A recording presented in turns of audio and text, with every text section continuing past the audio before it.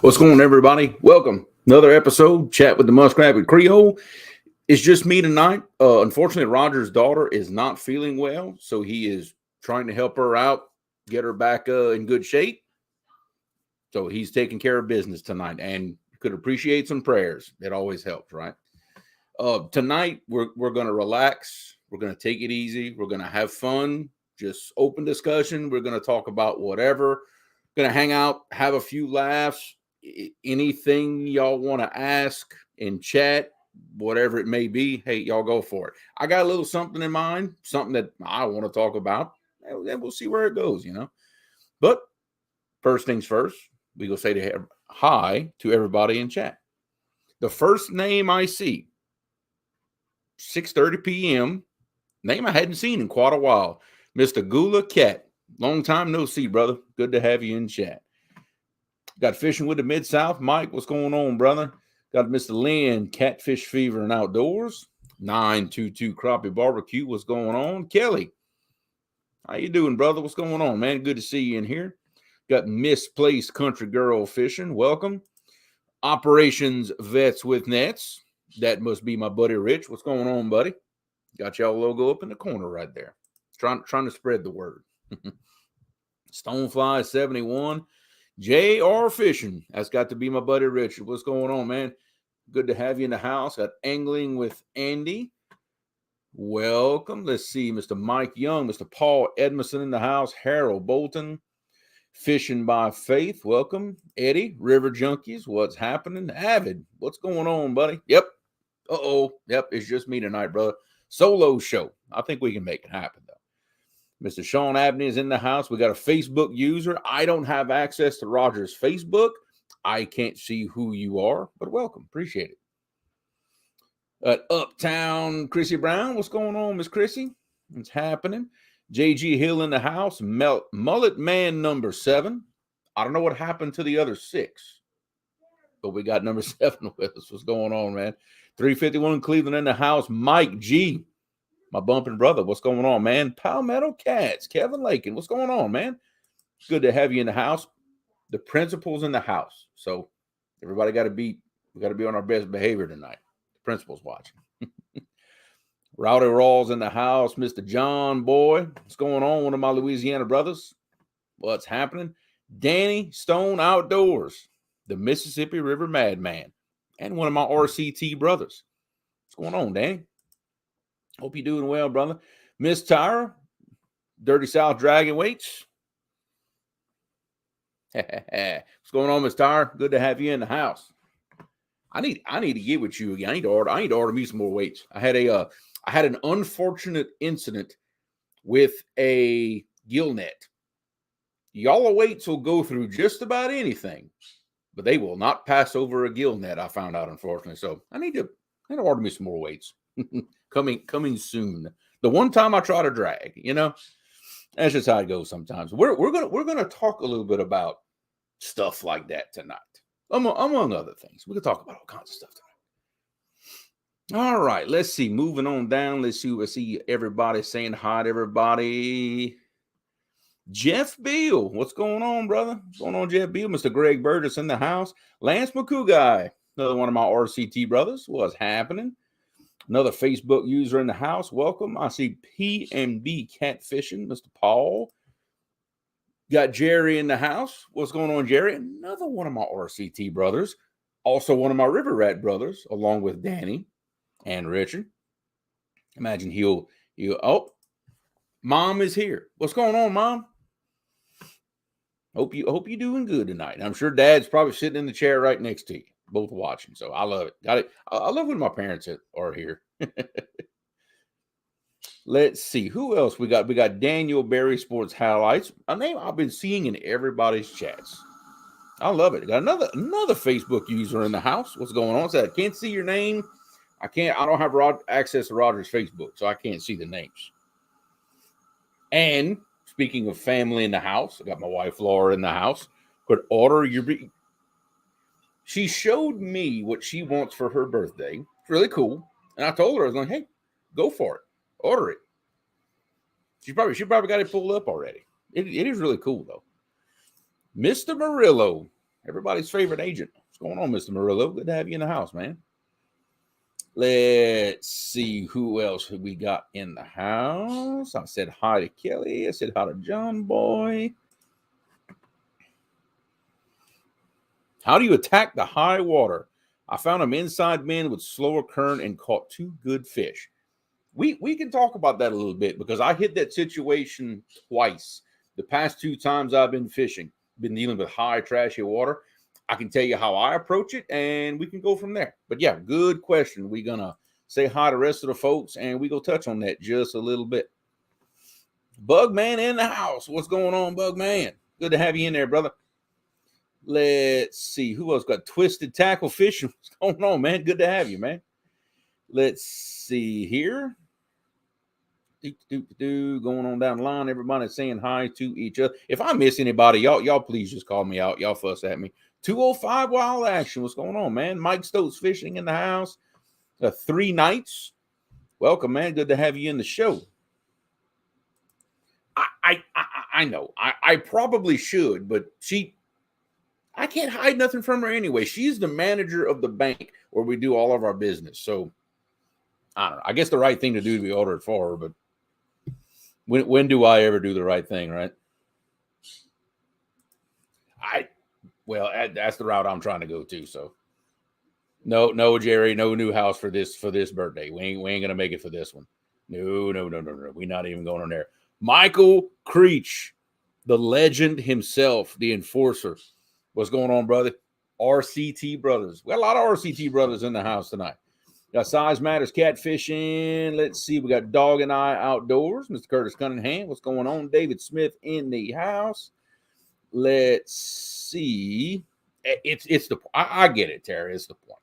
I know. I never do get the point though. I'm just that kind of guy. Hey, come get her, Mike. She's right there. She's right there in the room. Come get her. Come get her. Oh, boy. The bank managers don't get a hold of all the money. I can tell you now. 2 Stands Fishing. My OG broadcast brother. What's going on? All right. So we'll try to say hi to everybody as they come in. Got James Bailey Catfishing. See, look, everybody's still coming in. We'll catch them. Don't worry. All right, Mike, you asked about high, fast, trashy water, which I'm pretty sure that's something that everybody's dealing with right now. So this is my approach, and I just so happen to have Google Earth Pro pulled up on my little side monitor right here, so we can actually kind of take a look at this, and I can show you what I do, where I found success at. Mr. Ted Ellebecker in the house. What is going on, man? Good to have you in the house. You can critique my information here for me. Tell me if that way you can tell the people if I'm full of it or not, right?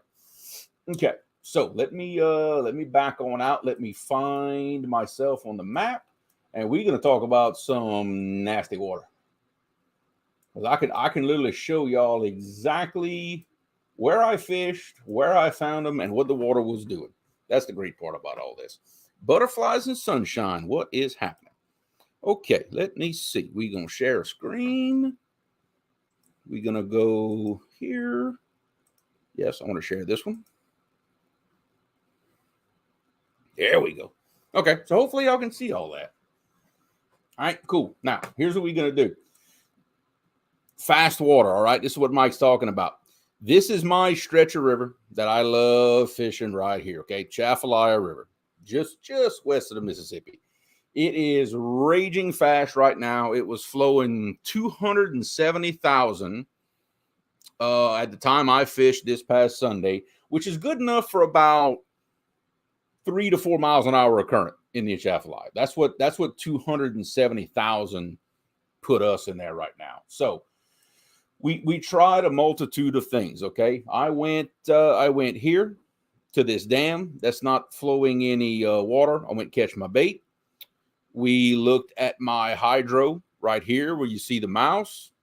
I marked two catfish in that entire hydro channel, and it was trashy. It was unbelievable how trashy it was.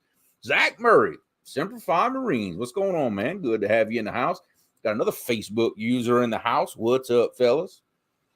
So we couldn't find fish there, just too trashy. Okay, so what do we do next? Like we always do, we backed on out.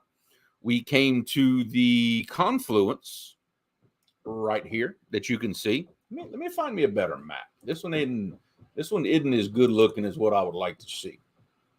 Let's try to find a little better one. Okay, there we go. I like that a little better. Anyway, I'm trying, Dad. I'm trying to make it bigger. I got you. I'm trying to make it bigger. So next thing we did, we came to my confluence right here of the Red River and the Mississippi Outflow Channel. And same problem. Trash. Loads of trash coming down this channel from the hydro, and also quite a bit of trash coming down Red River here. So I had it funneling in from two directions, hitting this big current seam right here and just making an absolute log pile, all in this current seam. We did spot lock here for a bit, and amongst all the trash, I did manage to catch one fish, but just was not happy with what I had going on. Let's see. Let me back up just a second. I thought I saw some other people. I know I saw Stan 3 come in. I seen him in here somewhere. So welcome, brother. Good to have you in the house. Brandon, Catfishing Dreams. What's going on? Well, actually, no, not at the time. There's not really an eddy because the fast currents here, they pull together right here really tight. There's a very, very small eddy right here close to the bank, but it's in shallow water. And I'll be honest, I have never caught a fish in that small eddy right off this point. That current just rips this seam right out of here. So again, just trash everywhere. I saw some active fish, but it was just the fishing was just too tough. So I told myself, I said, okay, here's what we need to do here. Got to get out of the trash. Okay, got to get out of the trash. And this is the same situation we faced when Brandon and I fished Winter Blues. Very, very, very, very similar situations. The same things were going on. I said, well, we're going to go back to what works. What I like doing myself, and I can show you a couple of examples of this on the screen. I start coming downriver. I've got certain spots, and you can actually see them in the mud lines right here. See this bank cut in right here? This big bank cut in. It's pretty deep. Goes into the bank pretty far. And you can actually see right here the current seam that it makes coming right off of it. Miss Sue Willie, how you doing? I see you in there now. Now I see your name. Okay. I've got this big current seam here that the trash will usually stay out in the seam. And what I'll do, I'll spot lock myself just on this seam, and I'll really get in close where y'all can see. But I'll put my boat literally right here on this mud line and fish what I'll call the clean side. Because over here on this side of the seam, you're still got current, but you don't have the trash. And I usually find fish in these situations. Mike, yes, you are right. That spot right there does hold a ton of Asian carp. A lot of times when we're snagging Asian carp, this is the area that we're in right here. Now, the only thing I don't like about a spot like this is the fact that when you have a spot like this and the bank cut in is aggressive enough, you'll get what's called a back eddy. And basically what happens is this current peels off, hits the back of the hole, and it'll turn and it'll come opposite way along the bank like this. Normally, I love a back current. I love a back eddy. I love when that happens, except when there's a lot of trash. Because what will happen is this back eddy will actually pull some trash out of this seam, and it'll start wanting to make the loop like this, and it'll just pile trash all in this spot right here. And that's kind of what we had going on in this situation. So I decided, it's close, but it's not quite what we want. Justin's Fishing Fetish, what's going on? See, Matt want to be outdoors. Good to see you, Matt. In case I didn't tell you hi. I don't want to forget anybody. I don't like it when I get forgot. So, Buckeye Catfishing, what's happening? Okay, so I did mark fish in this spot, but I didn't mark them on this ledge here. Catfish and crappie. What's going on, Mark? Good to have you in the house, brother. May your days be filled with fresh hot bacon. Like, you can't wish for anything better for anybody, right? Normally, when I see active fish in this area, they are stacked up right here. There's a ledge that comes down from about 25 feet down to about 60. And they'll just be piled up on this ledge, nose to it, ready to eat, right? Well, I marked the fish back in the middle of the scour hole, just kind of belly on the bottom.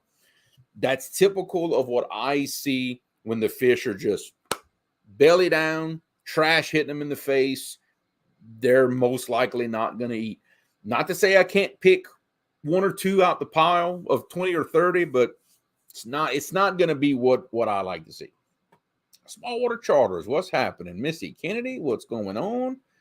Shad Daddy in the house. Maybe some whiskey too. Mark, you're right. Or some moonshine in my case. So, like I said, I marked fish, but I didn't like where I marked them. So I said, okay, we're getting there. We're getting there. But this spot is not quite what I want to see. So I moved on. I came down river some more. Okay. Come on down river. Okay. Right here. Here's another juicy looking bank cut in. Very similar situation. There's actually a sandbar right in this part of the hole right here. Again, it makes a nice current seam coming through here. Similar situation. Got a big ledge coming down, little scour hole here. Didn't mark any fish. Marked bait. Did not mark any catfish. Can't tell you why. I don't know why, but they weren't there. So I said, okay, I don't see any catfish on my sonar. We're going to move on. Sean T. Yes, you heard that correctly. And in memory of Toby Keith, yes, hold up the red Solo Cup. Heard about his passing early this morning. So, yeah, in honor of Toby Keith, hold up those red Solo Cups. So, again, I didn't mark any catfish. So, I'm going to move on. I don't normally fish spots where I don't see fish. I'm just not the type to throw out in a spot and wait and see what happens. I want to throw baits at fish. That's how I do things. So I said, well, okay, we didn't mark any fish, so we're going to move on again. We came on down. And I came all the way down, which keep in mind, this is kind of going back towards the landing that I used to put in, keep in mind. And Sean T, you ought to recognize that spot. That's where you caught your shark at, buddy, right here. But we've got this, it's a channel, kind of an oxbow that there's no current coming through this channel here. You got a mouth right here. We had tried to fish it early. In fact, we stayed there for about 45 minutes early in the morning because it was foggy. I couldn't see anything. And there was just an absolute log pile in this big eddy right here. I'm talking logs the length of my boat, okay? All in this spot. So I said, nope. I got tired of fighting it. As soon as the river cleared up, we took off. So, okay. So I said, you know what? I looked at Dad and Gabe. I said, man, we're running out of spots. We need to get this figured out. So I said, okay, I know where there's another cut in that we need to go look at. That's this one right here, just across the river from where we were. Now, I'm going to really zoom in tight on this one because there's a lot of stuff going on right here. Again, it's got all the things I like to see. I got a nice cut in here. I had a good hard seam coming out this way. And what's interesting about this spot is the back eddy is way back here. It's way back on the backside. So it pushed that trash way to the back. I've got all of this that's clear. Goober Time God Service. Dan, it's good to see you, brother. Hope you're doing well. So I said, okay, that checks a box. It's clean. I passed over the top of it, marked some good fish on the ledge here, and I marked a couple of nice marks in the back of the hole. Exact same situation. This is where Brandon and I caught all of our fish for winter blues, is this same spot. Same situation. So I said, okay, I think we're on to something. We got some fish here.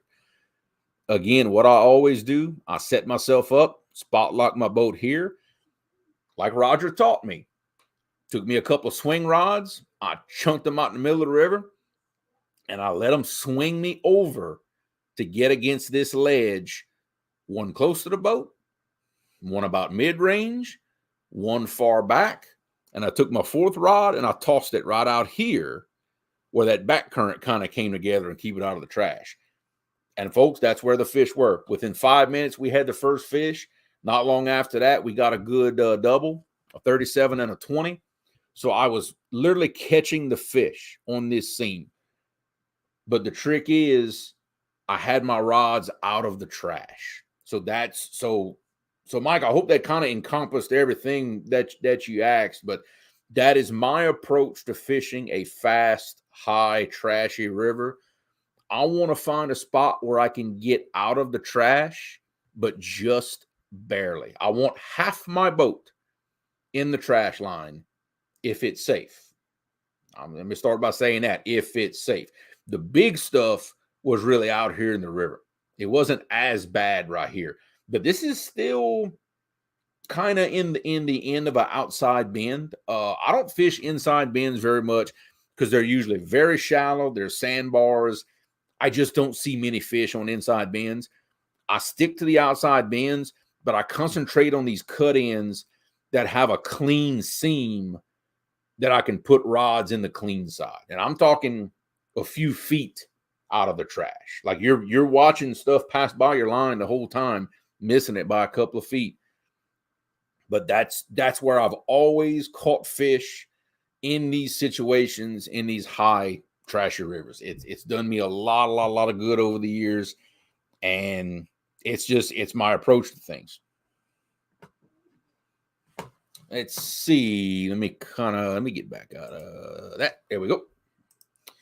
Let's see. Hit the bullseye. I think the fish move to the edge of channels and to a good element closer to the banks. You hit a structure with the great elements out of the main flow. Yep. And it's where the fish were. It's a situation I've hit before, and I've noticed, time and time again that I used to throw 2 rods in the nasty stuff, 2-3 rods in the clean stuff. The 2 rods that are doing this the whole time, full of line trash, never got a bite. That first rod that wasn't moving because of line trash, that catches 75% of the fish. That first one. It gets to the point now where I'll throw rods out on the fast side just to see where my trash is, where I can pick and say, okay, that rod is the closest one to the trash and not in it.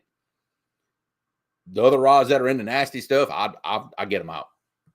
They're not going to catch me a fish. They're just not. Close as you can to the trash without getting in it. That is my approach. My fish are usually found in deeper water. But that's my pattern. That's what works for me, right? There are fishing that lakes are life. What is current? Hey, with no current, I'm lost. I can tell you now, everything that I know and believe in to find fish is based on current. I have fished areas with no current. I have very little experience in it. I'm gonna force myself to do it, expand my horizons a little bit.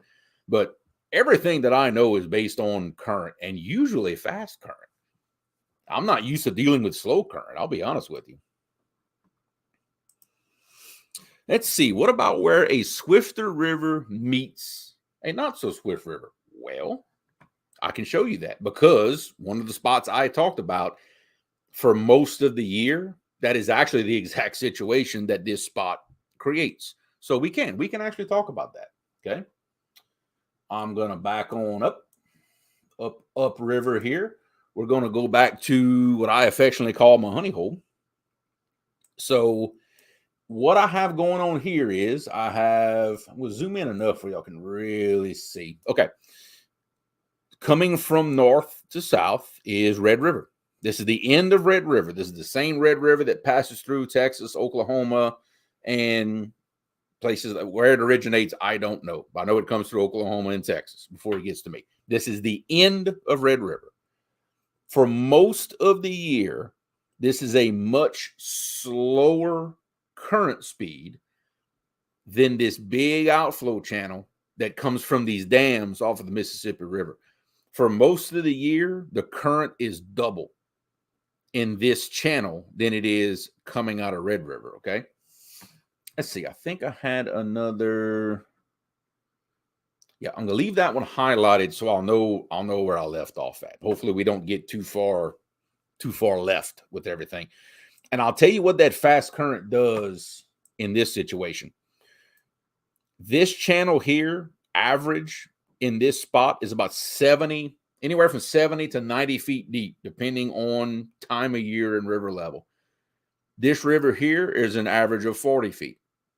In my experience, when you're dealing with an alluvial river, big word, but that's basically no rock. There's no rock, no natural rock. Everything is dirt. Everything is dirt and sand. That's what I mean by alluvial. It's dirt bottom, mud bottom. Your faster river is usually also going to be deeper. That fast water just carves everything out. So what I've got going on in this situation is it creates this off the end of Red River here, off of this point, this fast water has carved a ledge just like this. That's the same shape as the current seam, okay? You've got a shallower bottom here, and it falls off this ledge to deeper water. The closer you are to the point, the steeper and taller that ledge is. Right here next to the point, it's nearly vertical, and it's about 50 feet tall. As you move away from the point, it starts flattening out, and the difference in the two bottoms, two river channels, becomes less and less and less as it goes. And what has happened here is it'll actually make like a little bit of a back eddy right here where the current likes to swirl, and there's a little pocket that it's carved into the shallower river because that water's so fast it's coming around. It's actually carved a little pocket going into it like this. And that's where a lot of my fish come from. My fish come in this pocket where this back current kind of loves to come around.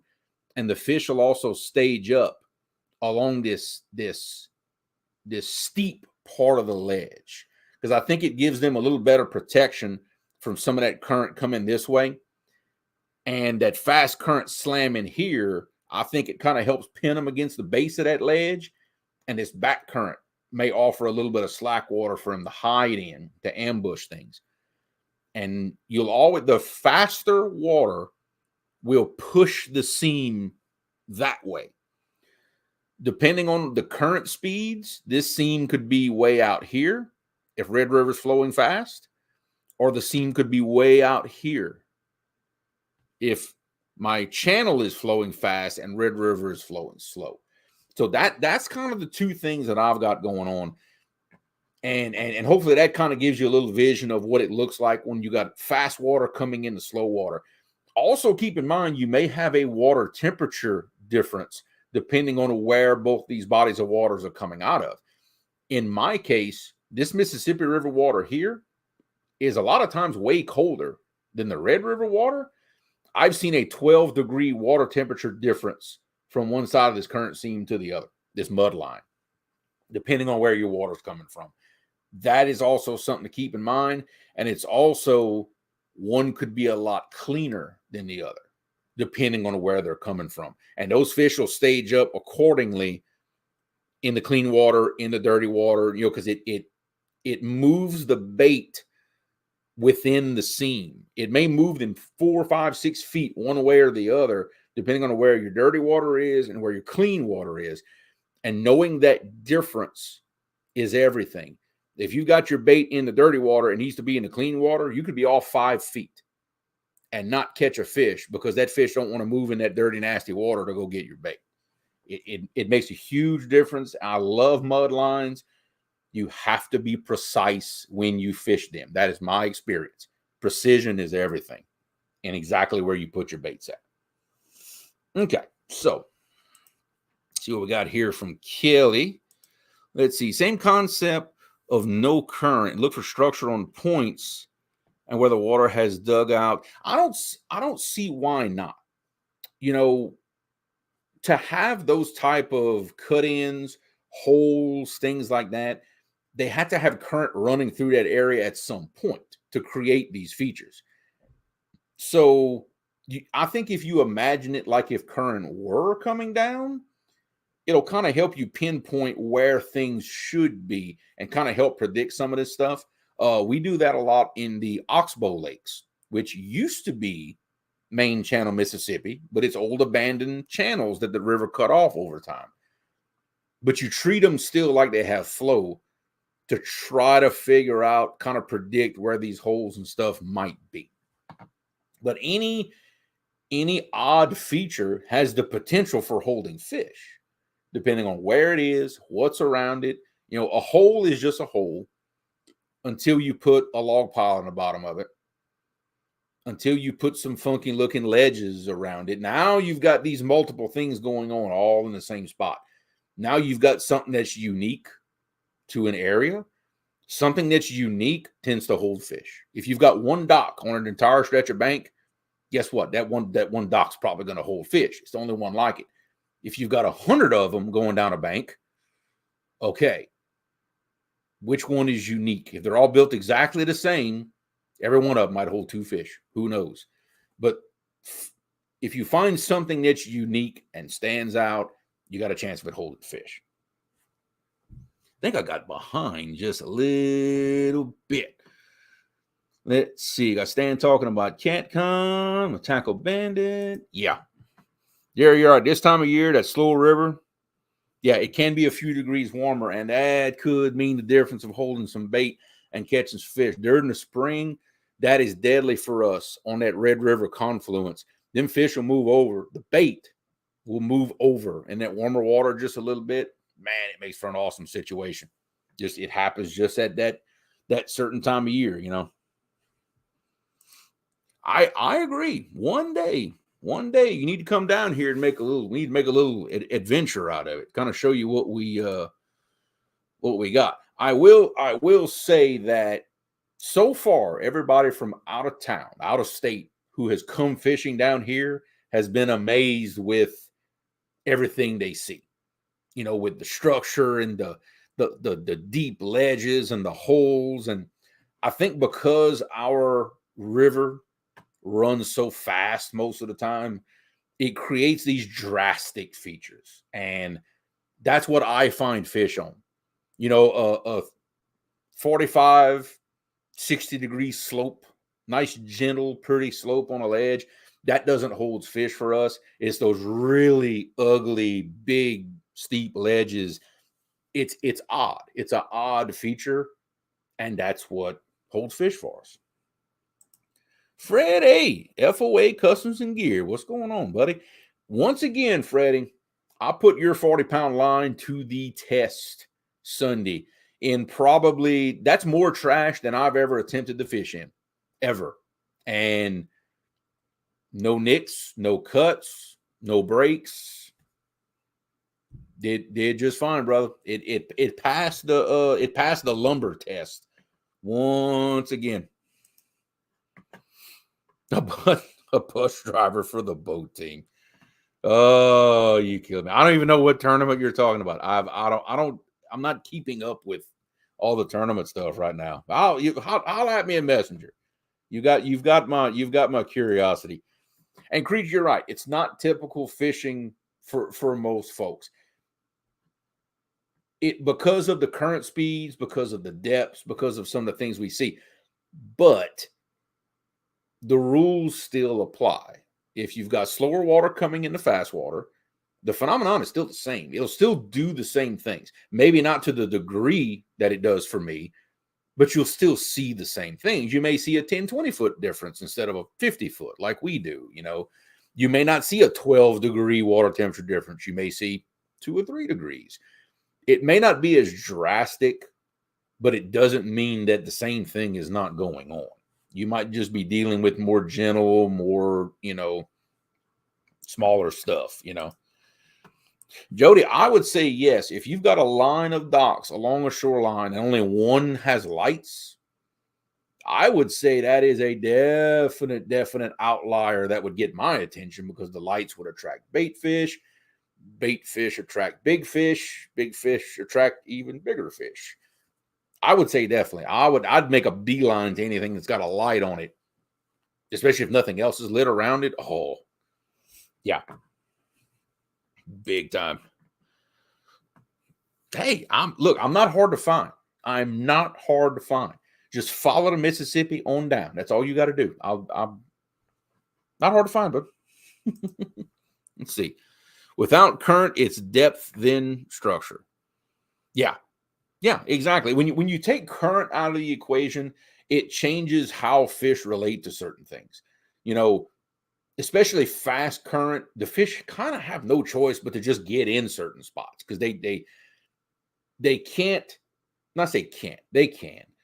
They don't want to expend all that energy all the time swimming in that fast current. That is a waste of precious energy for them. But they also don't want to waste precious energy swimming 5 miles to try to get away from it. They're going to find the closest, most convenient way to duck just out of it. Because guess what? That current is also a buffet line. They know it's bringing them food. So they don't want to go too far away. They're just going to duck right out of it real easy. They're not far away. I have learned that a lot these past few years is that sometimes the fish don't move as much as you think they do. They really don't. 10 feet makes a huge difference for me perpendicular to the channel. You know, towards the channel, away from the channel, fast part of the seam, slow part of the seam. It makes 10 feet is everything. There's been many times I could not get a bite. I literally jog my boat over 2 clicks, 10 feet. And the lines, you know, I don't have to pull up my lines. The lines just move behind the boat with it. You know, the current just pulls them back there. I start catching fish. 10 feet laterally is a big deal when you're fishing these seams and mud lines and trash lines and stuff. It's a big deal. Yeah, Stan, look, sometimes you got to try something out and see how it does. I put it on 2 of my rods, and so far I cannot find a disadvantage over standard mono other than my dad has trouble seeing it under certain, like if it's cloudy, he has trouble seeing it because of the thinner diameter. I could see it fine. Gabe could see it fine. That's about the only thing I could possibly come up with is the vision part. And it could be the thing with the orange line. It was a cloudy day. It's, you know, it's got a lot of stuff going on. But as far as being tough and being able to take the punishment, it's definitely got it. I just haven't caught a big fish on it yet. Every big fish we've caught so far has come on one of the other rods, naturally. So I guess I'm just going to have to fish with those 2, and that's it. And that way we can test it. But so far, I'm really impressed with how it's held up. Danimal, what's happening, brother? Good to have you in the house, man. Let's see. I think I'm getting a little behind in chat, and I don't like when I do that. Let's see.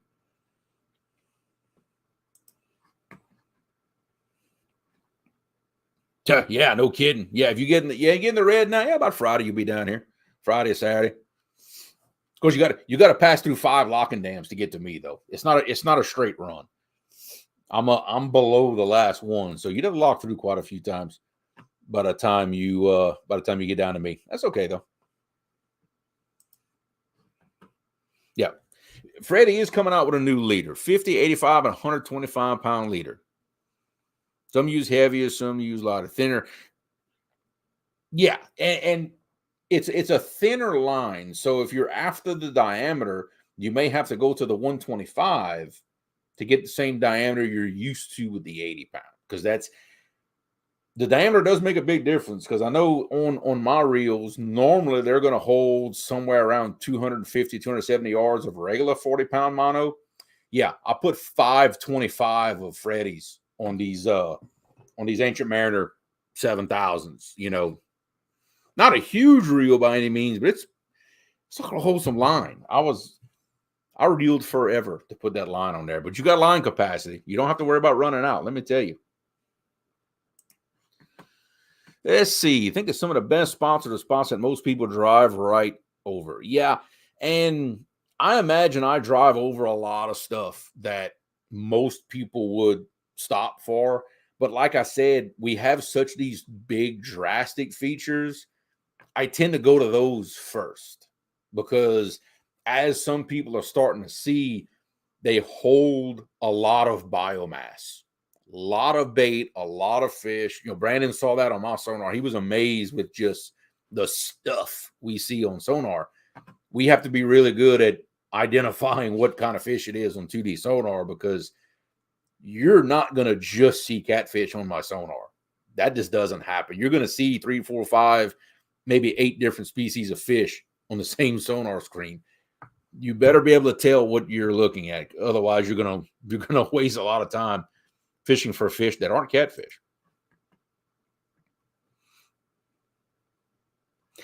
Yeah, and that's why I picked that right there is a good point. You know, and she's talking about when you mark fish, you cast back.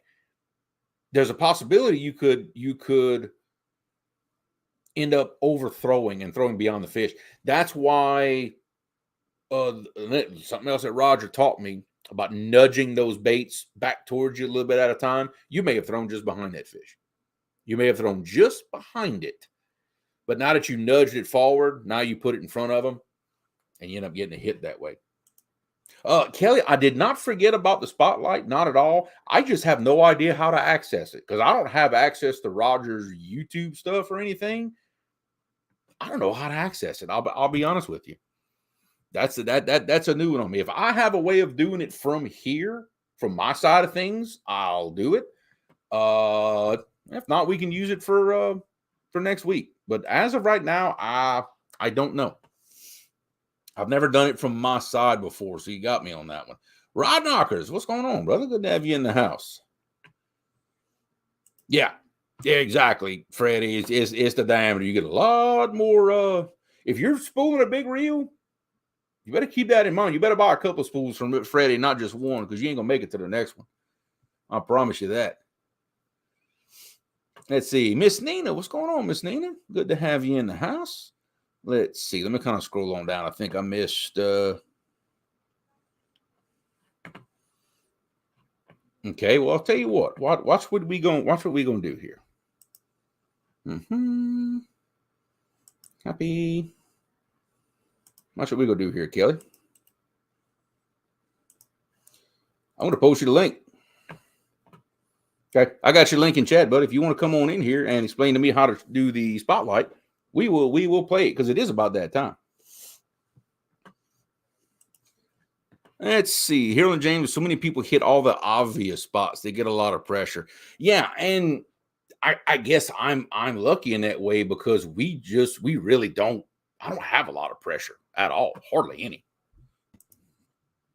What's going on, Kelly? Not much. What about you? Oh, just doing a little show. That's all. All right. So walk me through this. How do we do that from my end? Over on your right side, you see where it says banner and comments. All right, go to brand. Go to brand. Okay. Okay. And then scroll down where it says videos. Video clips. Heck. Now, is this the one that's 1:54? Yeah, it should be the third one down. Yeah, okay, all right. I see the or something like that. It should be the last video clip. Right. Oh, yep. It was that easy. Okay, got you. All right. Yep. Well, here it comes, straight from the Bullock Experience. This week's highlight.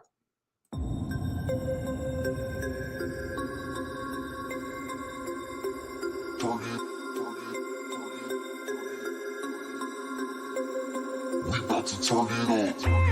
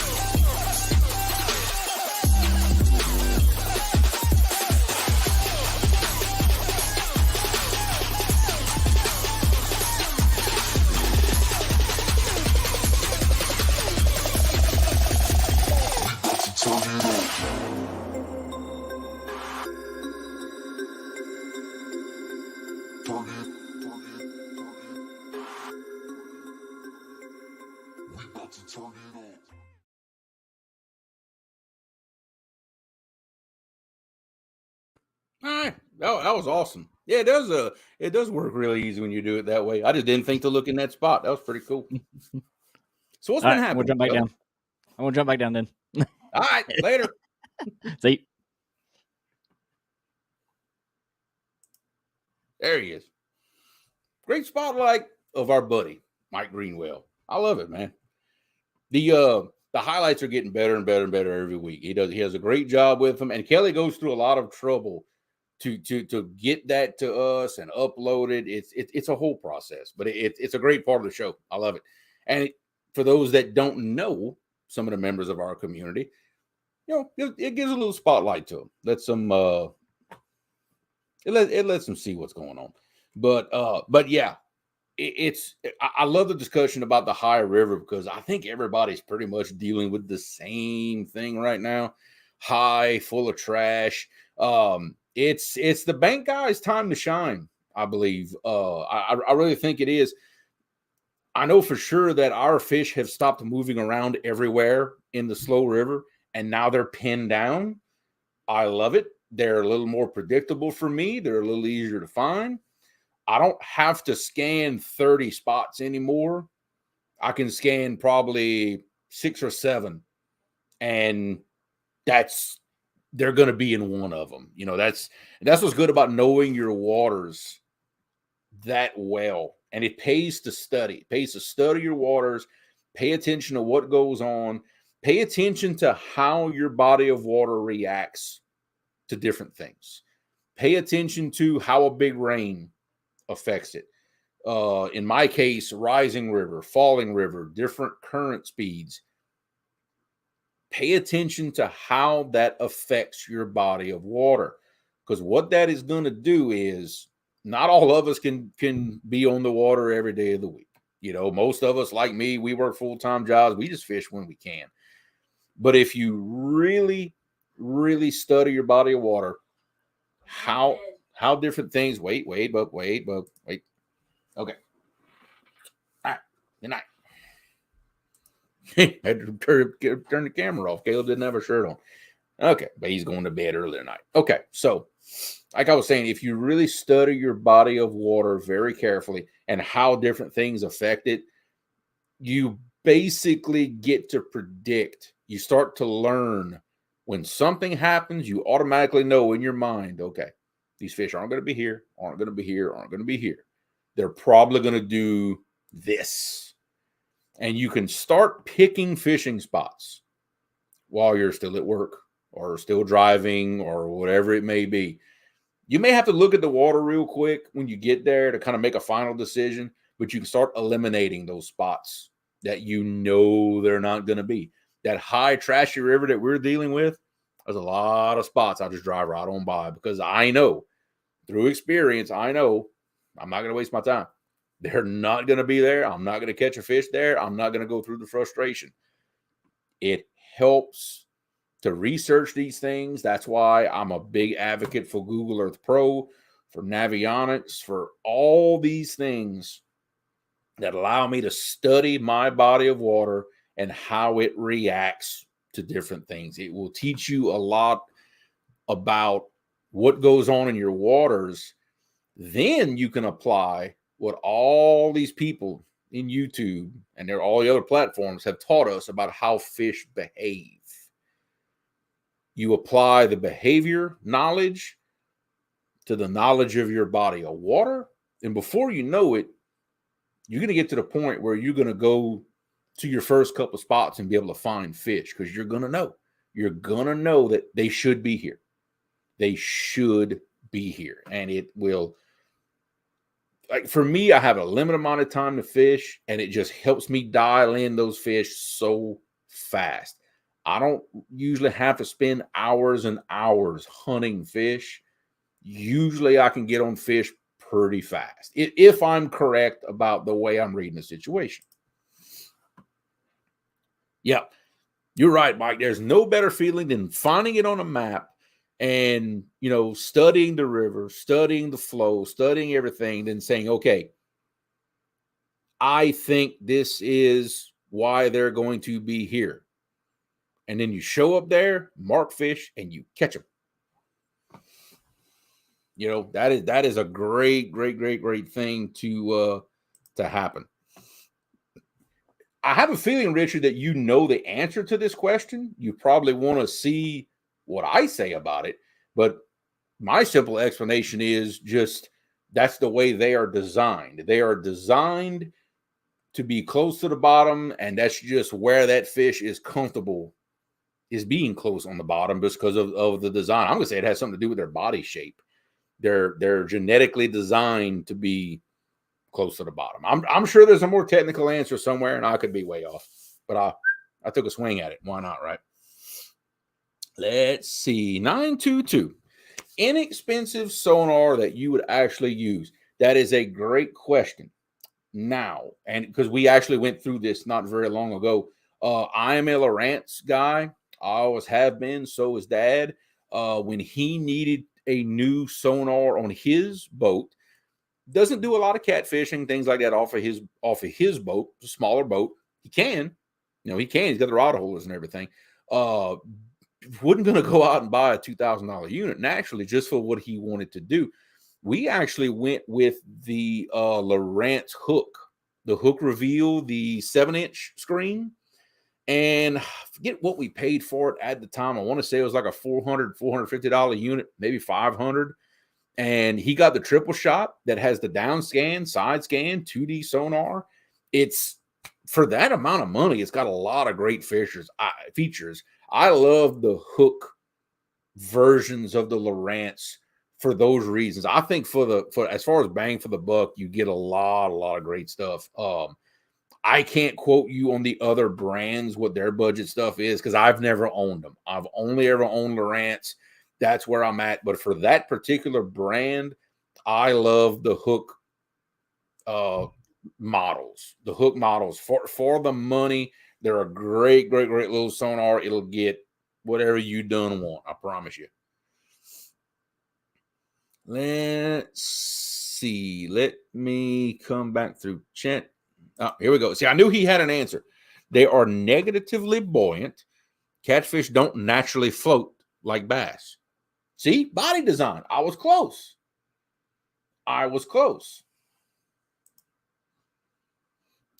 That's a good reason too. That is a good reason too. The current is faster at the surface and it's slower on the bottom. Unless you got something weird like I got going on with a hydro that its discharge chute is 100 feet under the surface of the water. That'll throw some weird things in there. But again, knowing your body of water. But that is a good reason too. The higher you come up, which is why when you hook, especially a big fish in current, you start yanking on him and he comes up to the top of the water, you're going to have all kinds of problems. Pull him slow, ease him along the bottom until he gets to the boat. That is why right there. That is why you do that. Because when he comes up, he's getting in faster water and he opens his mouth like a dang 5-gallon bucket. And you've got problems on your hand. You just seem to be trying to pull a drift sock in. It's, yeah.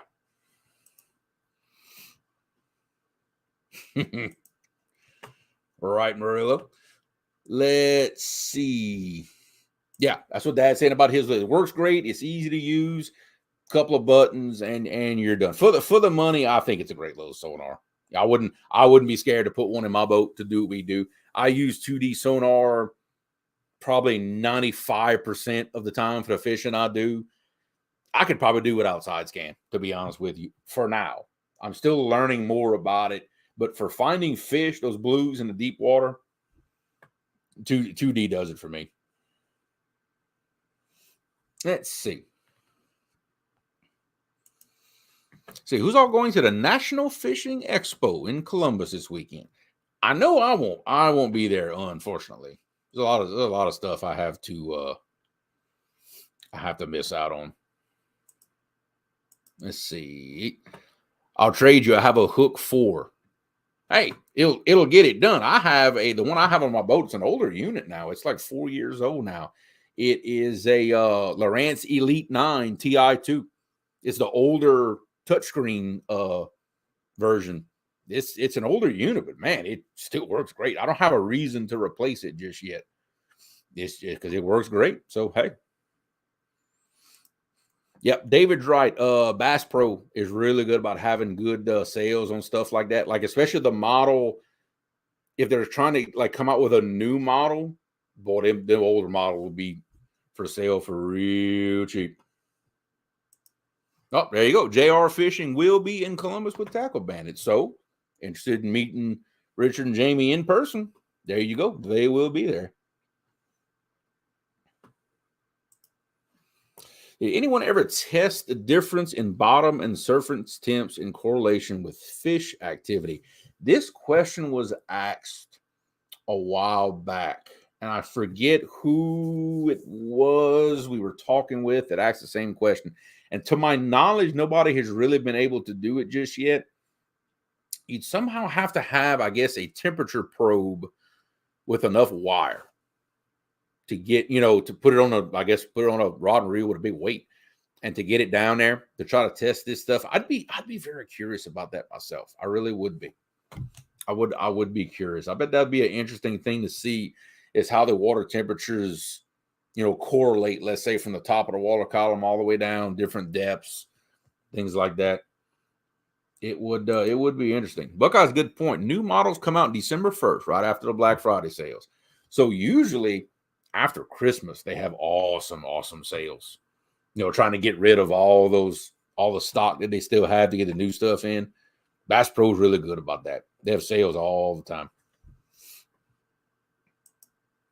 Well, I think we had a really, really good discussion. I think we got kind of deep into the fast raging dirty water subject. So hopefully some of the stuff I showed y'all, even though it's a little extreme from my situation, hopefully some of that you can kind of put that in your minds and translate that to where y'all fish, and hopefully it helps y'all get on some fish.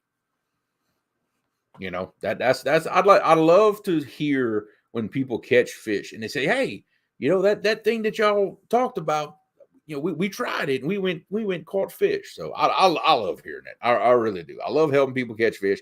I love hearing people catch more fish, bigger fish, whatever it is you're after. I love hearing about it. It really does make my day. It does. Well, guys, we're going to end it right here for tonight. I thank y'all very much for coming in and listening to me ramble for pretty much an hour straight. We will be back next week with a really awesome show. Roger and I have talked about it already, so get ready for that. But until then, guys, tight lines. Bon pêcher, everybody. Thank y'all.